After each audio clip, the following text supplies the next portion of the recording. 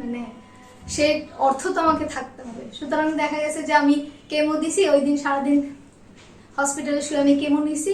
পরদিন হচ্ছে মানে পরদিন না, ওই দিনই রাতের বেলা দেখা গেছে আমি আবার সেই আমাদের লোকাল ট্রেন ধরে ট্রেনের মানে পুরো রাস্তায় আমার উপর শুয়ে শুয়ে আমি বাসায় ফিরতেছি।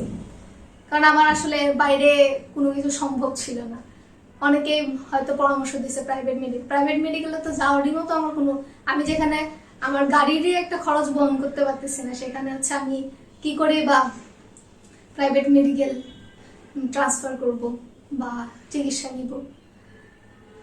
তো ওই দিনগুলো আসলে বিশেষ করে মাঝে মধ্যে এত কষ্ট লাগে যে আমি কেমো দেওয়ার পর একটা মানুষের শরীরে কি থাকে, মানে কি পরিমাণে আমার নাজুক আমার শরীর হচ্ছে, আমি কোনো কিছুই মানে একটা অচেতন মানুষের মতো আর কি। তো সেও হচ্ছে ট্রেনে করে বাড়ি ফিরতেছে, মানে সে রাতে 10টা-11টা হোক যতটা। এমন হয়েছে যে আমি একদিন আমাদের লাস্ট ট্রেন ধরছি, ওই ট্রেন আসছে ভোরবেলায়, আমি কেমো দিছি ওই দিন সারাদিন, আমি মানে রাতে 11টা-12টার দিকে ট্রেনে উঠছি, সেই ট্রেন আমার বাড়িতে গিয়ে পৌঁছে সে ভোরবেলায়। তো এইসব স্ট্রাগল দেখে শেষের দিকে আর হচ্ছে কোনোভাবেই ইয়ে করতে পারতেছিলাম না। তখন মানে এরকম হয়েছে যে মানে আমি সিদ্ধান্ত নিয়ে নিছি যার কোনোভাবেই চিকিৎসা কি জানি না, মানে আমি আর বাঁচবো না।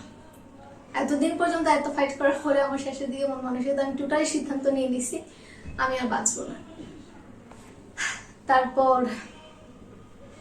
অনেকটা সময় তারপরে তো এই যে এখানে ওখানে ইন্সপিরেশন খুঁজে বেড়ায়, যে উৎসাহ, যে কোথাও একটু বেঁচে থাকার রসদ আছে কিনা, যেখান থেকে একটু রসদ নিয়ে বেঁচে থাকতে পারি।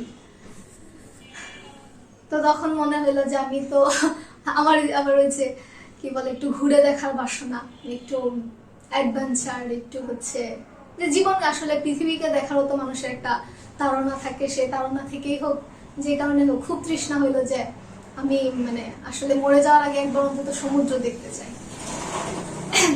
তো মানে আমি টোটাল ওই দিন হচ্ছে খুব মন মানসিকতা নিয়ে নিছি যে আমি আসলে তার পরবর্তীতে আমার কেমো শেষ হইলো, আমি পুরোটা কেমো জার্নি শেষ করলাম, কিন্তু শরীর রিকভার করতেও তো টাইম লাগে। কেমোর পরবর্তীতে মাঝখানে তো এই যে চুল টুল পড়া নিয়ে, এটা একটা সোশ্যাল এম্বারেসমেন্ট যেটাকে বলা যায় আর কি, যে সামাজিক বিড়ম্বনার মধ্যে পড়তে হয়েছে।